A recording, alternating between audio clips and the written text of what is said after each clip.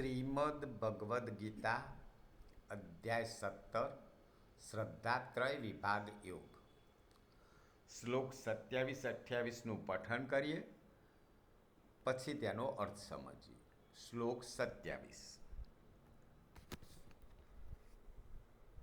યજ્ઞે તપસી દાને ચ સ્થિતિ સદિતિ ચોચ્યતે કર્મ ચૈવ તદર્થિયમ સદિતેવાભિધીયતે.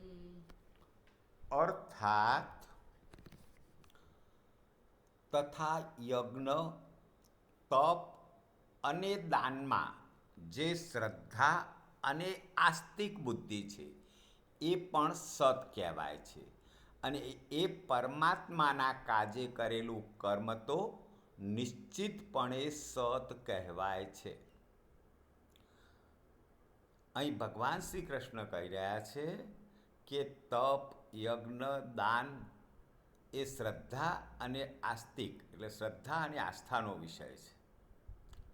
પરમાત્મા માટે જે કામ કરેલું છે એ નિશ્ચિતપણે સત કહેવાય છે. શ્લોક 28. શ્લોક 28 આ અધ્યાયનો છેલ્લો શ્લોક છે. અશ્રદ્ધ્યાહુતમ દત્તમ તપસ્તપ્તમ કૃતમ ચ યત અસદિત્યુચ્યતે પાર્થ ન ચ તત્પ્રેત્યનો ઇહ.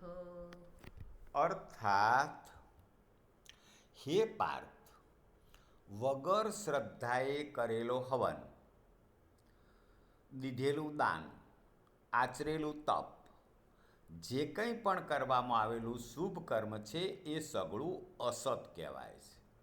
માટે એ ન તો આ લોકમાં લાભદાયક છે કે ન તો મર્યા પછી. તો અહીં ભગવાન શ્રી કૃષ્ણ કહી રહ્યા છે કે શ્રદ્ધા વગર તમે હવન કરો, શ્રદ્ધા વગર તમે દાન આપો, શ્રદ્ધા વગર તપ કરો તો, અથવા શ્રદ્ધા વગર કોઈ પણ શુભ કામ કરો તો એ બધું અસત છે.